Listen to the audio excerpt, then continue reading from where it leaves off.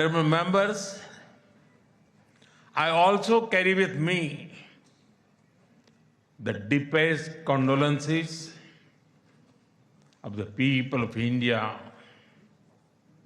for every life lost and for every family whose world was shattered in the barbaric terrorist attack by Hamas on October 7. We feel your pain. We share your grief. India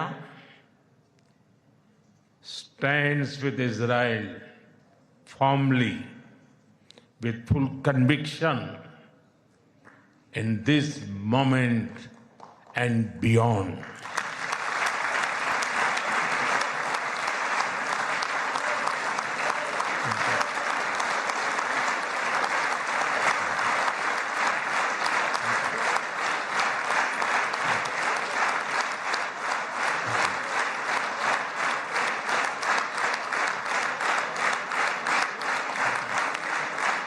यह मंजर असाधारण है जब यरूशलेम की धरती पर खड़ा होकर भारत का प्रधानमंत्री कहता है कि आतंकवाद कहीं भी हो वह मानवता का दुश्मन है, तो उसकी गूंज केवल इजराइल में नहीं बल्कि पूरी दुनिया में सुनाई देती है। लेकिन इस कूटनीति के पीछे की कहानी सिर्फ तालियां नहीं है। एक तरफ इजराइल के साथ आयरन डोम और क्वांटम कंप्यूटिंग के सौदे हो रहे हैं, तो दूसरी तरफ भारत के भीतर विपक्ष इसे सिद्धांतों का समझौता बता रहा है। और ठीक इसी समय 7 समंदर पार कनाडा से मार्क कार्नी एक डिप्लोमेटिक रीसेट के लिए भारत की दहलीज पर है। क्या भारत अब दुनिया की वो धुरी बन चुका है जिसके बिना न युद्ध रुक सकते हैं न व्यापार चल सकता है? आइए जानते हैं। नमस्कार, आप देख रहे हैं जनप्रसंग और मैं हूं श्वेत केतु। प्रधानमंत्री मोदी की इस यात्रा ने भारत इजराइल संबंधों को हथियारों की खरीद से ऊपर उठाकर एक फ्यूचर टेक पार्टनरशिप में बदल दिया है। भारत अब इजराइल से सिर्फ हथियार नहीं खरीद रहा बल्कि मेक इन इंडिया के तहत उन्हें भारत में बना रहा है। सुदर्शन चक्र और इजराइल के आयरन डोम तकनीक के मेल पर चर्चा हुई है। साथ ही 40,000 लाइट मशीन गन की आपूर्ति ने हमारी सेना को और घातक बना दिया है। भारतीय खेतों में इजराइल के सहयोग से 100 सेंटर्स ऑफ एक्सीलेंस बनाने का लक्ष्य रखा गया है। एंड ड्रिप और वाटर जेन जैसे तकनीकें जो हवा से पानी बनाती हैं अब भारतीय किसानों की किस्मत बदलेंगी। तो वहीं एआई, क्वांटम कंप्यूटिंग और साइबर सुरक्षा में इंडिया इजराइल इनोवेशन ब्रिज के जरिए दोनों देशों के स्टार्टअप्स अब मिलकर दुनिया की चुनौतियों का समाधान करेंगे। लेकिन जैसे ही मोदी ने यरूशलेम में कदम रखा, भारत की घरेलू राजनीति में उबाल आ गया। कांग्रेस और वामपंथी दलों ने इसे ऐतिहासिक भूल करार दिया है। कांग्रेस नेता जयराम रमेश और अन्य प्रवक्ताओं का तर्क है कि इंदिरा गांधी से लेकर अटल बिहारी वाजपेयी तक भारत ने हमेशा इजराइल के साथ संबंधों को फिलिस्तीन के हक के साथ संतुलित रखा था। मोदी की यह स्टैंड अलोन यात्रा उस संतुलन को खत्म करती है।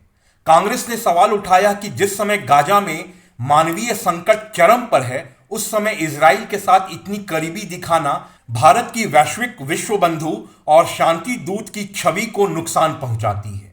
वहीं वामपंथी दलों का तर्क है कि भारत इजराइल से हथियार खरीदकर अप्रत्यक्ष रूप से गाजा में हो रहे सैन्य ऑपरेशनों को फंड कर रहा है।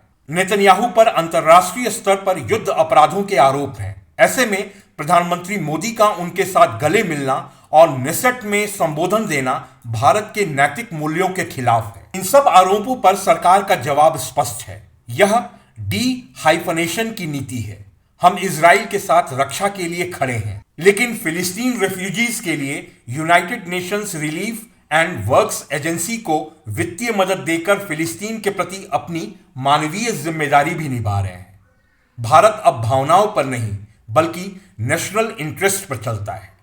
इजराइल में मोदी ने यह संदेश दिया है कि भारत इजराइल संबंध अब केवल हथियारों की खरीद तक सीमित नहीं है, बल्कि यह साझा लोकतांत्रिक मूल्यों, आतंकवाद के खिलाफ एक जैसी सोच और गहरे सांस्कृतिक सम्मान पर आधारित एक अविनाशी बंधन बन चुका है। आतंकवाद पर जीरो टॉलरेंस पर जोर देते हुए मोदी ने 7 अक्टूबर के हमले को बर्बर बताया और मुंबई 26/11 के दर्द से इसकी तुलना की। भारत अब इजराइल की सुरक्षा चिंताओं को अपनी सुरक्षा चिंताओं के समान मानता है और आतंकवाद के खिलाफ बिना किसी दोहरे मानदंड के इजराइल के साथ मजबूती से खड़ा है। No cause can justify the murder of civilians. Nothing can justify terrorism. India has also endured the pain of terrorism for a long time. We remember the 26/11 Mumbai attacks and the innocent lives lost, including Israeli citizens. Like you,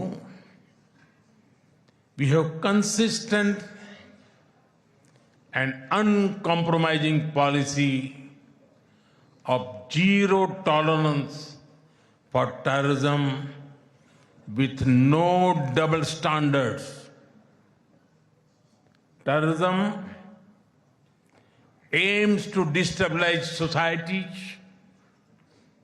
to block development and to erode trust.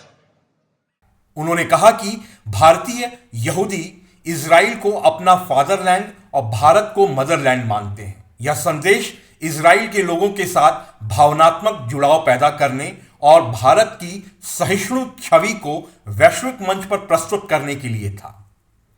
Gaza piece initiative का समर्थन करके मोदी ने यह स्पष्ट किया है कि भारत पक्ष लेने के बजाय शांति और स्थिरता का पक्षधर है। India supports all efforts that contribute to durable peace and regional stability. Some years ago, when you concluded the Abraham Accords, we applauded your courage and vision. It was a moment of new hope for a long troubled region. Since then, the situation has changed significantly. The path is even more challenging. Yet, it is important to sustain that hope. The Gaza Peace Initiative that was endorsed by the UN Security Council offers a pathway. India has expressed its firm support for the initiative. We believe that it holds the promise of a just and durable peace for all the people of the region, including by addressing the Palestine issue. Let all our efforts be guided by wisdom, courage, and humanity.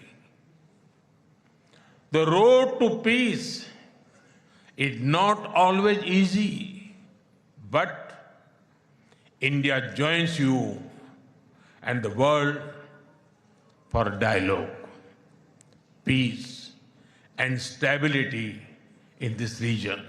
याद वाशिम में उन्होंने दुनिया को याद दिलाया कि भारत ने हमेशा यहूदियों को पनाह दी है। महाराजा जाम साहिब का जिक्र करना यह बताता है कि भारत की कूटनीति की जड़ें मानवता में है।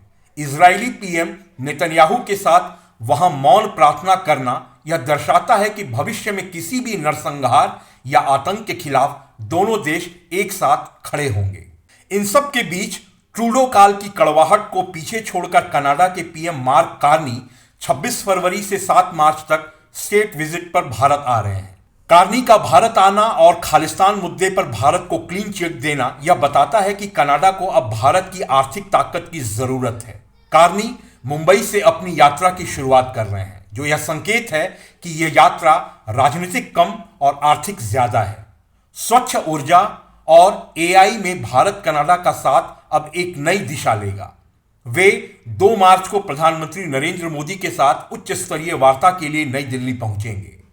दोनों नेता स्वच्छ ऊर्जा, आर्टिफिशियल इंटेलिजेंस, रक्षा और प्रौद्योगिकी क्षेत्र में नई साझेदारियों पर ध्यान केंद्रित करेंगे। इस यात्रा का उद्देश्य व्यापक आर्थिक साझेदारी समझौते के लिए वार्ता को गति देना है। इस व्यापार समझौते को 1 वर्ष में अंतिम रूप दिया जा सकता है। इसका महत्वाकांक्षी लक्ष्य वर्ष 2030 तक दोनों देशों के बीच व्यापार दोगुना करके $50 अरब से अधिक करना है। यरूशलेम से मुंबई और फिर दिल्ली, ये कूटनीतिक कड़ियां एक बड़े चित्र को पूरा करती हैं। भारत अब किसी के कैंप का हिस्सा नहीं है, बल्कि वह खुद एक कैंप है।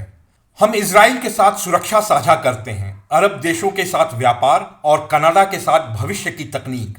विपक्ष की आलोचना लोकतंत्र का हिस्सा है, लेकिन इस बात से इनकार नहीं किया जा सकता कि आज भारत की विदेश नीति अपनी शर्तों पर लिखी जा रही है। यह वह भारत है जो झुकता नहीं, बल्कि दुनिया को रास्ता दिखाता है।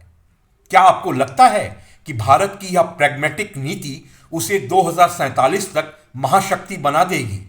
कमेंट्स में हमें जरूर बताएं और ऐसे ही गहरी और विश्लेषणात्मक रिपोर्ट के लिए चैनल को सब्सक्राइब करें।